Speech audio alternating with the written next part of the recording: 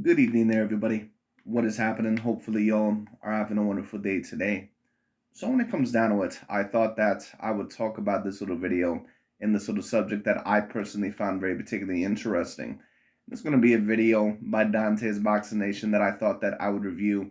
And overall, this main video is going to be about Naoya Inoue and Fulton.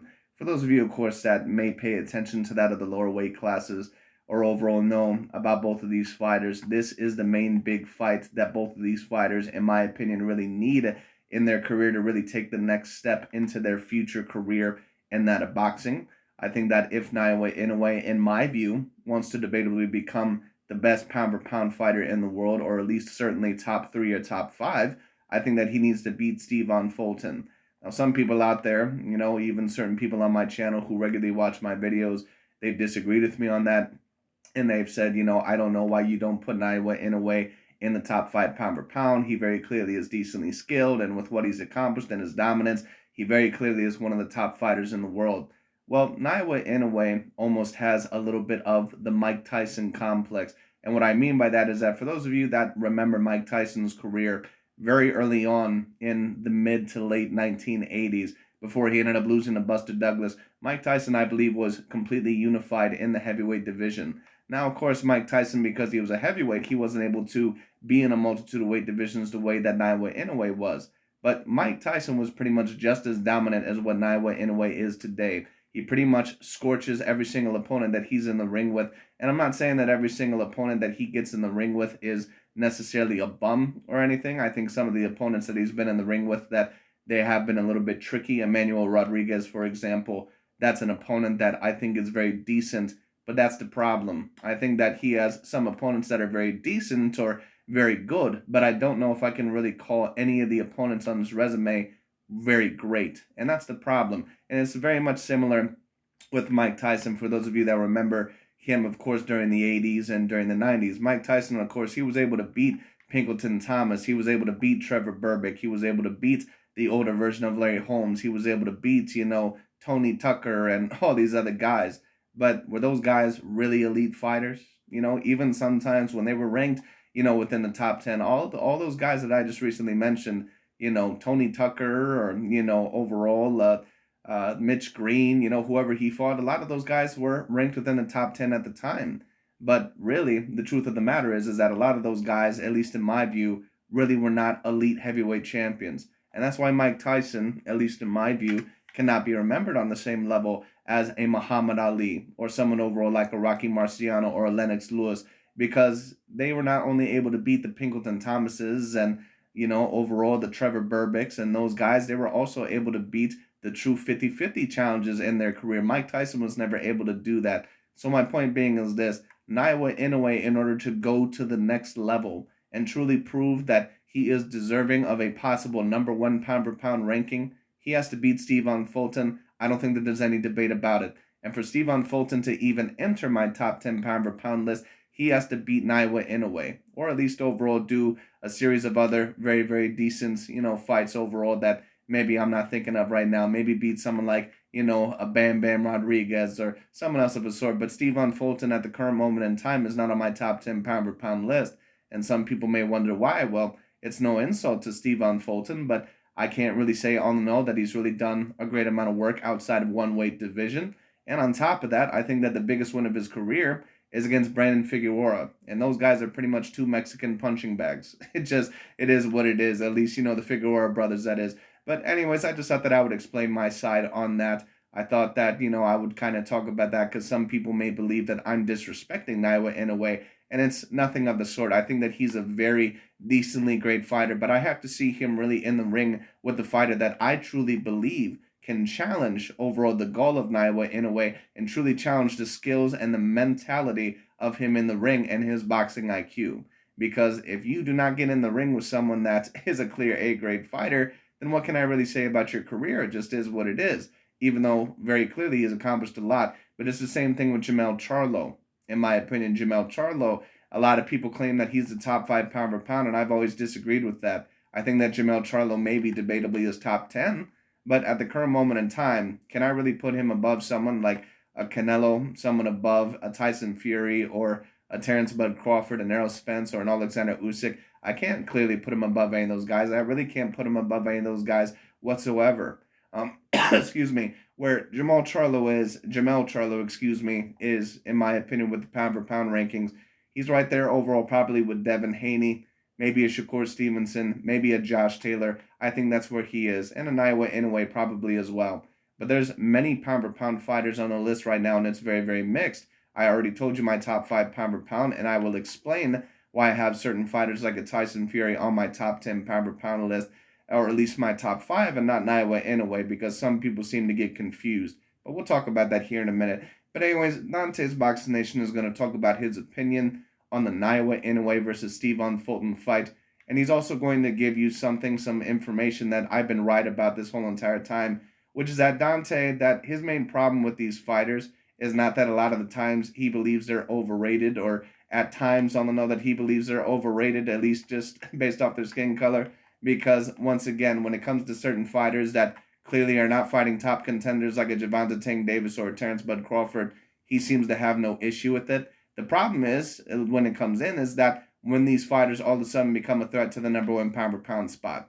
And that's why all of a sudden he is attacking Naoya Inoue. And I've been telling people this now for the past couple of years. When Naoya Inoue, eventually overall, at least by ESPN, and I do not personally agree that he should be ranked as the number 1 fighter overall in the world, but that's when Dante and these guys were going to attack him. So some of these guys, all in all, they said, well, excuse me, I don't know if I can, agree with, your acclamations, or I don't know if I can agree that, they have racial motivations, because they give credit to Josh Taylor and Naoya Inoue. The only reason why they give credit to those certain fighters is either A, because they don't see them as a threat for the future, or B, because they know that they can use them to tear down certain fighters that they want. But make no mistake about it, I do have to agree with Dante a little bit that, in my view, Naoya Inoue, he is not the true number 1 pound for pound fighter. He cannot be unless he beats someone like a Stephen Fulton.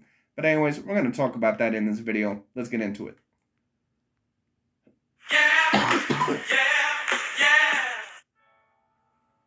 Dante's Boxing Nation, what's going on, guys? This is some very, very interesting news. According to reports, the WBO, they're going to make Naoya Inoue the mandatory for Stephen Fulton's WBO belt, because Inoue is the undisputed champion at bantamweight. The way the WBO sets it up is if you're the super champion in one division and decide to move up, you instantly become the mandatory at that new division. And it should be set up this way for every organization, the WBA, the WBC, and the IBF. But this is big news, man. And like I always tell you, the old media's curse continues. Every single time old media starts to hype up a particular fighter on the hope list, they end up putting a bigger target on that fighter's back.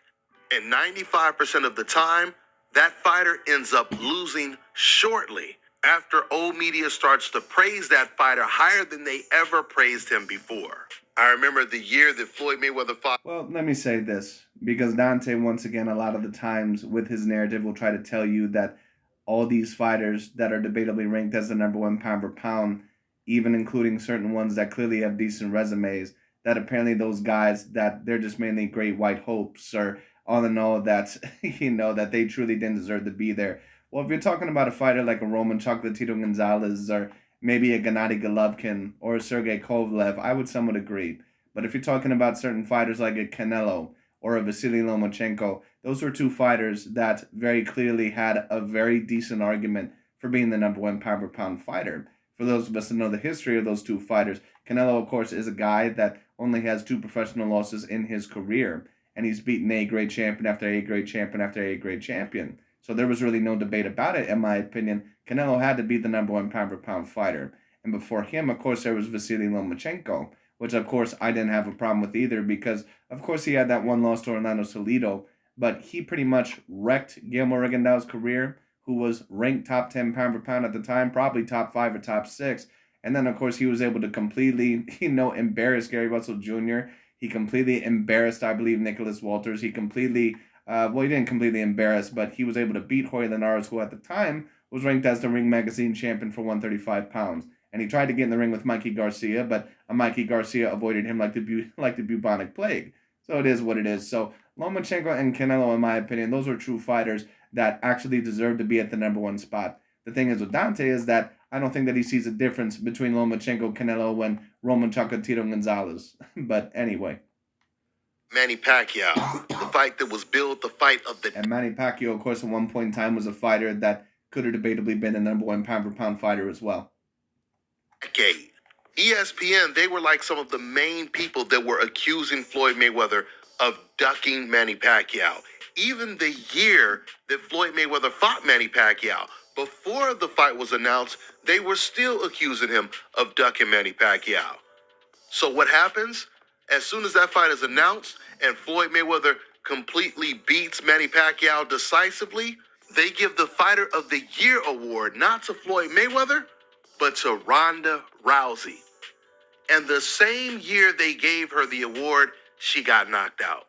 As soon as old media starts saying Roman Gonzalez was the best fighter in the world over fighters like Andre Ward and Terence Crawford, he got knocked out. I remember all this like it was... Once again, I've already explained this with Terence Bud Crawford a multitude of times, and I'll say it, a million times over. Terence Bud Crawford, in my opinion, is a decently great fighter. But once again, for you to be within, for sure, my top 5 pound for pound, and right now Terence Bud Crawford is, but I can't really say that he's for sure there. And I know a lot of people, they'll say, what the hell are you talking about? That's absolutely crazy. Terence Bud Crawford, of course he deserves to be top 5 pound for pound. This is overall somewhat of my caliber in the top 5 pound for pound. If you end up losing a fight in your next fight, one of your big A-grade fights, or let's just say that you ended up losing a fight, you're able to take a look at that fighter's career and say, you know what? This guy has at least one 50-50 win over a fighter that was top 5 pound per pound, or not top 5, excuse me, but debatably top 10 pound per pound. And when I take a look at Terence Bud Crawford, it's no offense, but what fighter really does he have on his record that really was ever even close to the top 10 pound per pound list? There really isn't one on there. I mean, maybe Yuriorkis Gamboa, but I mean, besides that, and I don't think Gamboa, in my opinion, would ever even been on my top 10 pound per pound list. He certainly wasn't ranked there, I believe, by a certain amount of the rankings at the time. What win does Terence Bud Crawford really have? I mean, hands down, the biggest win of his career so far is against Sean Porter. And when he beat Sean Porter, I think that he beat the best version of Sean Porter. But there's a reason why Sean Porter has never been within a top 10 pound per pound. And when he beat Sean Porter, even though, in my opinion, clearly it was an A-grade win, was Sean Porter really within the top 30 pound per pound? It just is what it is. That's the way that I look at Terence Bud Crawford. So even though I think that Terence Bud Crawford is a decently great fighter, very skilled, if he ended up losing to Errol Spence Jr. in his next fight, what fights can we really take a look at and say, wow, Terence Bud Crawford, take a look at this dude's resume. He beat Victor Postal. He beat Yuriorkis Gamboa. He beat, Sean Porter. Like, I'm sorry, but none of those guys are really the creme de la creme. When I take a look at certain fighters like a Canelo Alvarez, I can say, you know what? This dude, even though he just recently lost to Dmitry Bivol, take a look at this dude's resume. This guy was able to beat Gennady Golovkin. When he beat him, he was ranked overall in the top 5 pound per pound on every single list out there. Every single list. And he deserved to be within that top 5 pound per pound. Probably not number 1, but overall, in my opinion, top 5 pound per pound. He also was able to beat Danny Jacobs. He also was able to beat Araceli Lara. He also was able to beat Caleb Plant and Callum Smith and Billy Joe Saunders when they were undefeated fighters. He also was able to defeat Miguel Cotto when Miguel Cotto was the Ring Magazine middleweight champion and was coming off, I believe, 3 knockout victories, that is. So at the end of the day, excuse me, there are certain fights that I can take a look at Canelo Alvarez's resume and say, you know what? He truly deserves to be that top 5 pound per pound fighter, or he deserves to be there. When I take a look at Tyson Fury, and once again, a lot of people have disagreed with me on this, but when Tyson Fury defeated Vladimir Klitschko, yes, he was 39 years old or around that age. But when he beat Vladimir Klitschko was ranked in the top 5 pound per pound on every single list. Every single list. And that's what a lot of people don't understand. I had certain people comment in my last video about Naoya Inoue, and they were telling me, well, you give Tyson Fury credit for defeating Vladimir Klitschko when he was 39 years old. How come you don't give Naoya Inoue that much credit for beating Nonito Donaire, who was a former top 5 pound per pound fighter at 39 years old? Yes, but what people need to understand is that, and I've said this repeatedly, not every fighter ages the same. When you take a look at Manny Pacquiao was still competing with A-grade legitimate champions at 39, 40 years old. He was able to beat Keith Thurman at 39 years old. But when Miguel Cotto was 35 years old, he was completely done. He was washed. After that Canelo Alvarez fight, there was nothing left of him in his career. That's why he ended up losing to Saddam Ali, I believe, at 154 pounds, when he never should have lost that fight. Had Miguel Cotto been in his prime, he would have probably knocked him out within about a good solid 6 rounds.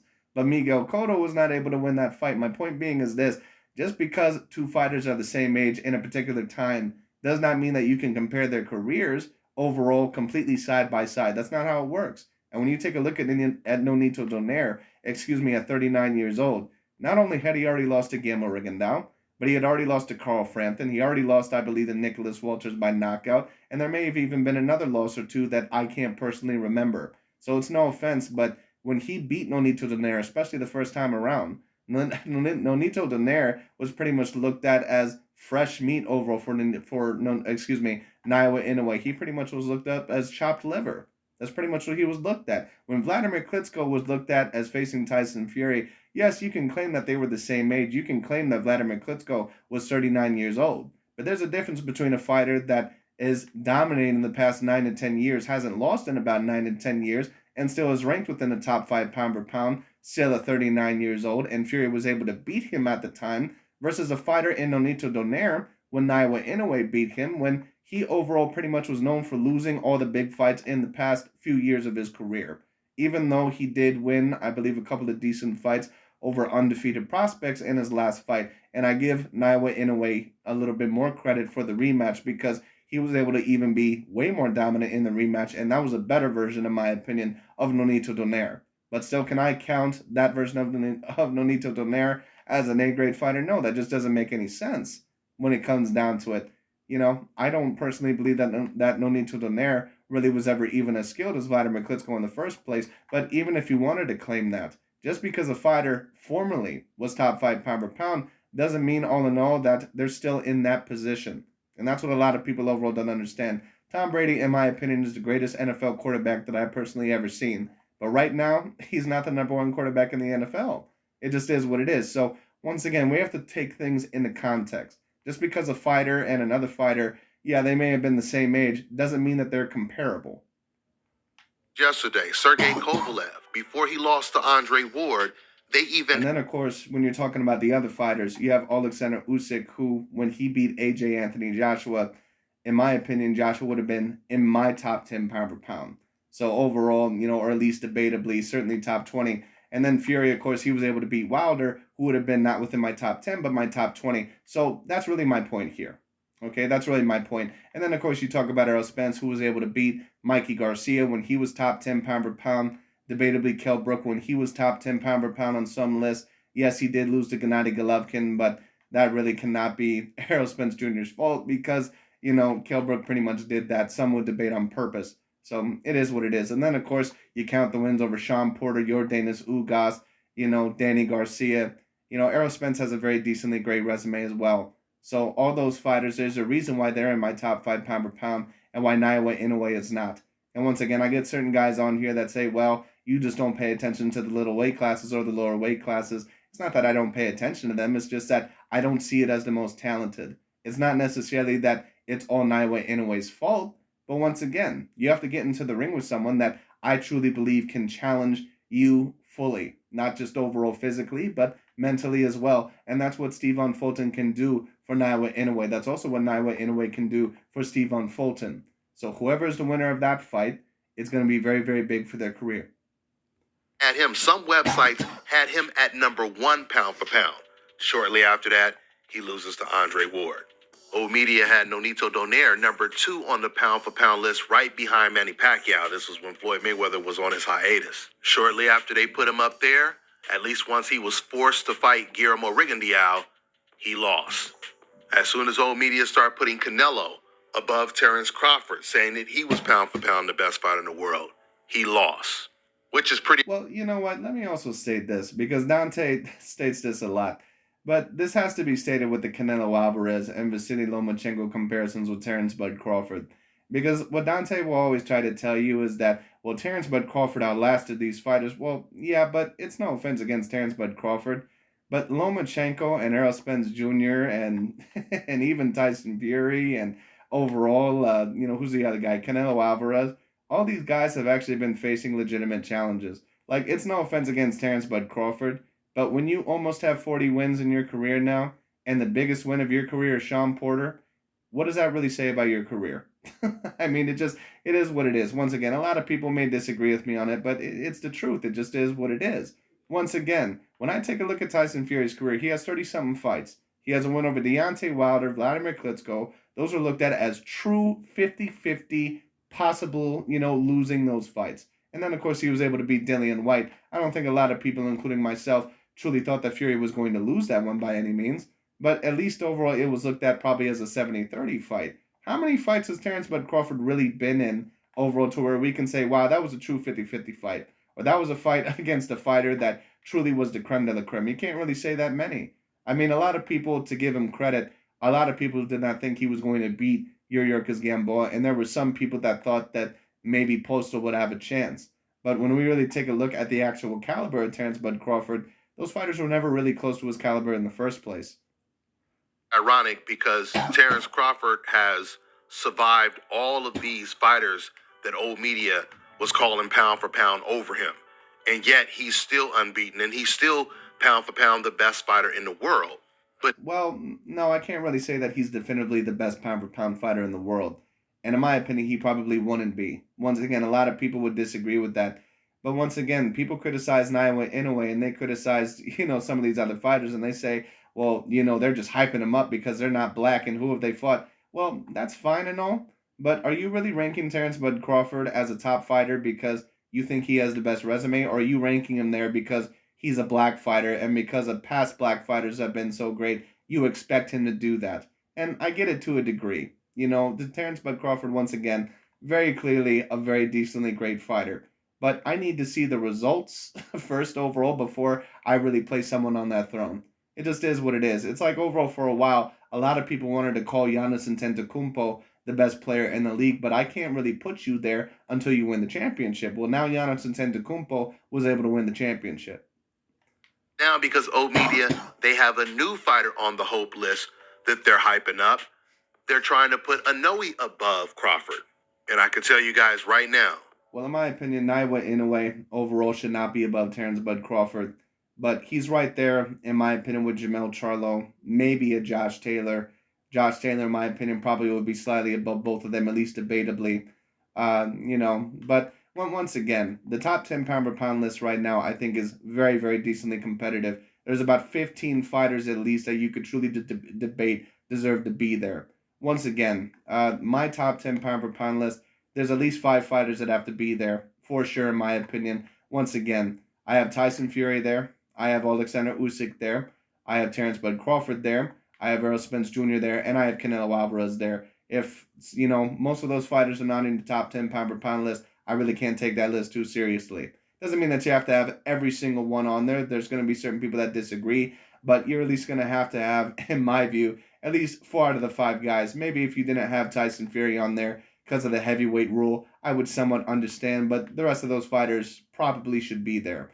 Now, when you talk about the bottom 5, once again, that's very decently competitive.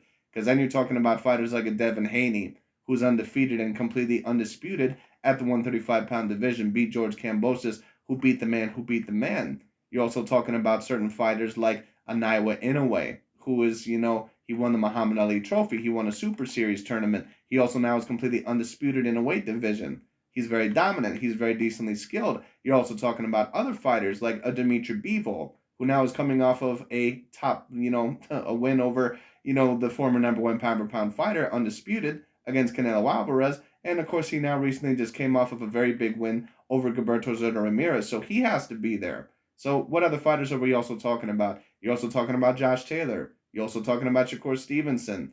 And then overall, maybe a little bit below them, you're talking about fighters like maybe an Artur Beterbiev, maybe a Vasily Lomachenko, maybe a Stephen Fulton, probably within the rankings of 15 to 20, in my opinion. My point being is this: the list is very, very decently competitive. Very, very decently competitive. So, once again, I don't really mind some of these lists, at least when it comes to certain fighters that I believe deserve to be there. But once again, Naoya Inoue, he's top 10 pound per pound, in my opinion, for sure. But I can't place him within that top 5 yet. Once again, I need to see a win where I think that you're truly, truly tested. And it's not that he hasn't had certain tests, but there's a difference between overall something that, might be a litmus test or something on the know that is a slight test, like an Emmanuel Rodriguez when he fought him, or at least a decent test, and a test that truly could make or break your career. Like Naoya Inoue beating someone like an Emmanuel Rodriguez, that pretty much overall is like, let's say, someone overall in basketball or in the NFL making the conference finals or making overall, let's say the NFC or the AFC championship is their first time in the NFC or AFC championship. But when Naoya Inoue, in my opinion, when he goes against Stephen Fulton, that's going to be his Super Bowl. That's going to be his Grand Slam. That's really going to determine overall if he's championship material. Inoue is not going to avoid the curse. He's not going to avoid old media's curse.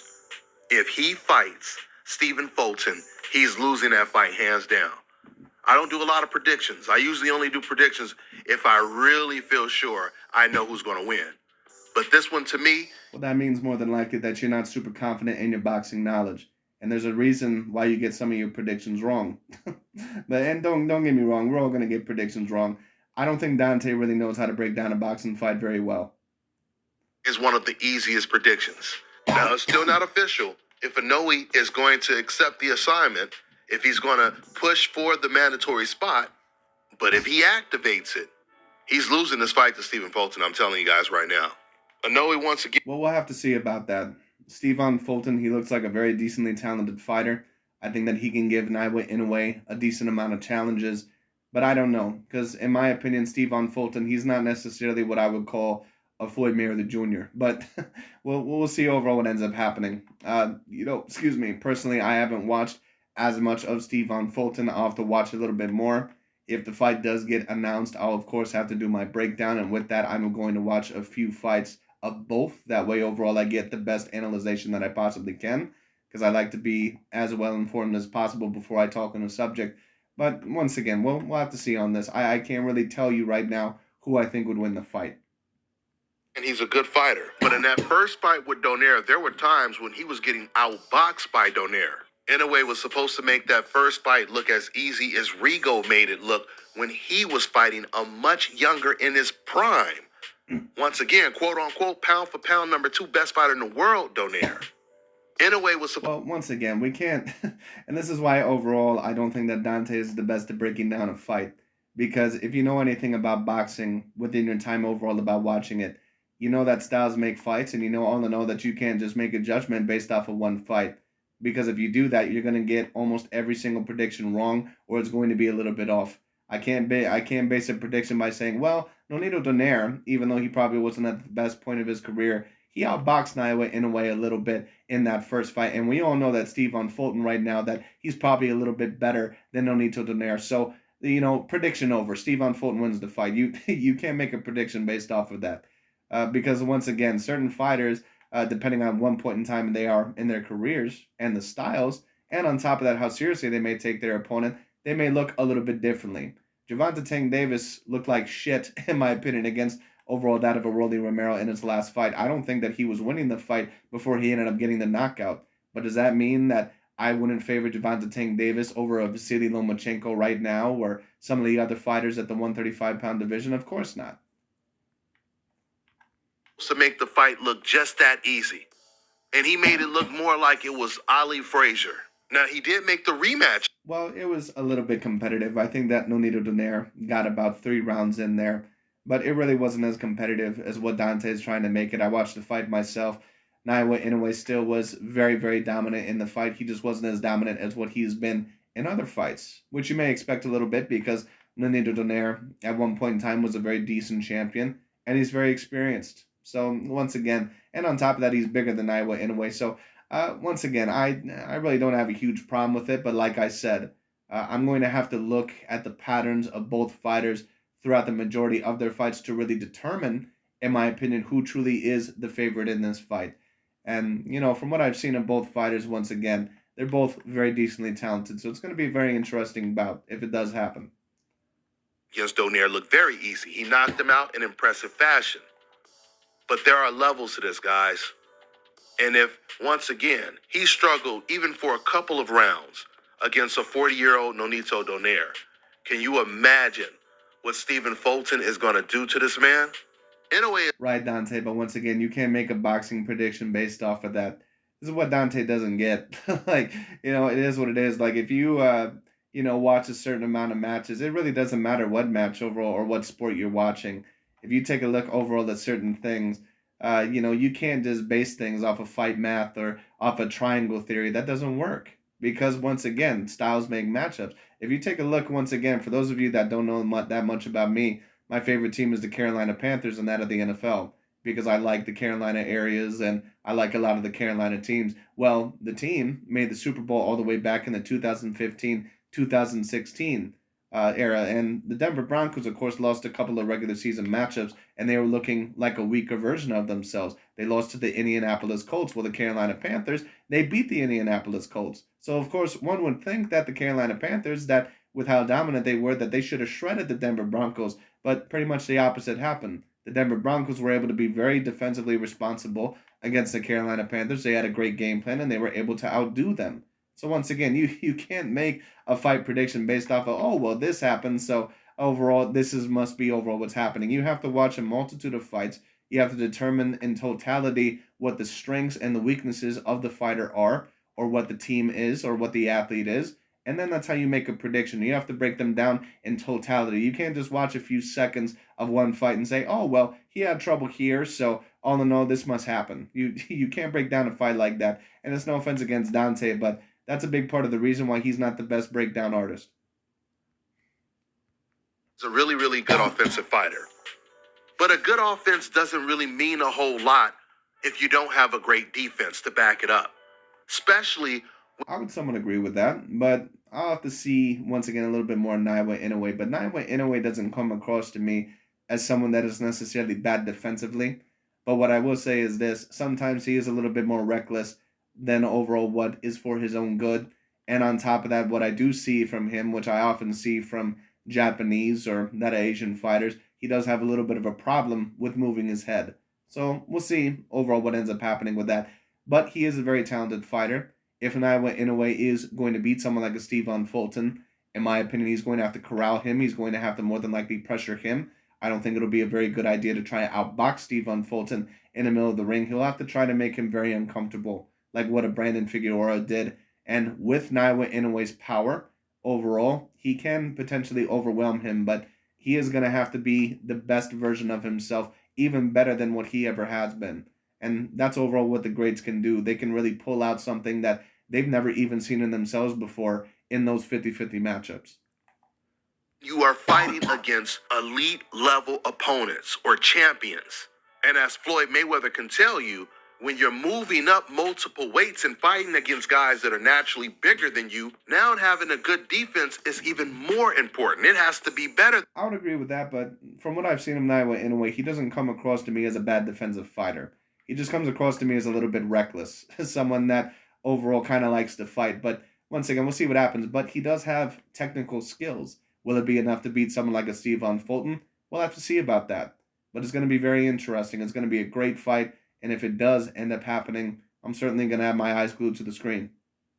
And it was when you were at the smaller weight classes, which is exactly why Roman Gonzalez and Donaire got knocked out when they moved up. But Naoya Inoue is going to have to be better defensively than what he ever has been. No doubt about it. He's going to have to keep his hands up a lot in this fight. He also is going to have to be busier than Stephen Fulton in this fight. Because whoever's going to be busier in this fight, more than likely is going to win the fight. Naoya Inoue cannot be intimidated by Stephen Fulton's size. He cannot be intimidated by his speed, his slickness. And as for Stephen Fulton, he cannot be intimidated by Naoya Inoue's monstrous athleticism. Because if he gets pinned and overall, if he gets pretty much beaten down by Naoya Inoue's power overall, and if he lets Naoya Inoue completely outbox him, it's going to be a very bad night. Or if he lets him, basically intimidate him with his power, it's going to be a very, very bad night for Stephen Fulton. Because they did not have the defense to deal with those guys that were bigger and stronger. And this is the reason why Floyd Mayweather can fight somebody like Canelo, who's 20 pounds bigger than him, hits much harder than he does, and beats them easy. I would agree, because Floyd Mayweather Jr. is a great all-around fighter. His reflexes, and that's why Canelo Alvarez can also get in the ring with certain fighters to beat certain fighters that are decently bigger than you.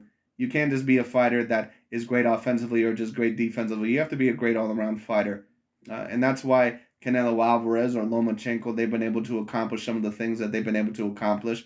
Canelo, of course, in my opinion, did it on a much higher level because he was consistently able to beat decent A-grade fighters that were bigger than him or were on a decent caliber. And then, of course, you have Floyd Mayweather Jr. and, some of those other guys, Manny Pacquiao. You have to be a great all-around fighter. Intelligence, his defense. So now, guys, the ball is in Inoue's court. He decides if he really wants to fight against Stephen Fulton or not. He has no reason to not take the fight. He's going to be Fulton's mandatory. And Fulton has no reason to move up to a higher weight class or something like that. This is the biggest fight. This is the fight that's going to take Stephen Fulton's career to the next level. I agree. This is the fight that's going to take both of their careers to the next level, depending on who can win. I feel the reason why Inoue is even moving up is because he's struggling to make the weight at bantamweight. We've seen him struggle in his last weigh-in for his fight against whatever the guy's name was for the undisputed. So even though it was time for him to move up in weight because his body was telling him to do so, I will still give him a lot of credit if he gets in the ring with Stephen Fulton. And if Inoue can pull off the upset, because it would be an upset in my eyes, if he could beat Stephen Fulton, he is definitely the truth. And he's definitely... I would agree. And if Naoya Inoue does beat Stephen Fulton, there's going to be no debate about it anymore. He has to be within your top 5 pound per pound, at least debatably. No uncertainty about it anymore. Consider top 5 pound for pound one of the best fighters in the world. Let's see if Inoue takes the fight. That's all I got for now, guys. I'm on to the next one. Let me tell you guys. But anyways, that's pretty much about it for this video. I talked quite a bit, but I just wanted to explain my side of things. But anyways, this fight's going to be very particularly interesting. Going to be very, very, very interesting, and I do hope that it happens. More than likely, if I had to guess the betting favorite, it more than likely is going to be Naoya Inoue, just because of what he has accomplished. But you never know. But it's going to be very interesting. Once again, if the fight is announced, I certainly will give my breakdown, my fight prediction of who I think is going to win the fight. And both fighters are going to have to pull out a performance that they've never really seen within themselves before. So, it is what it is. But anyways, just thought that I would talk about that. Thought it'd be very particularly interesting. Really hope that the fight gets made. Very, very big fight. We'll see what happens. But anyways, that's really about it for today. Thank you so much for watching. I'll talk to you all later.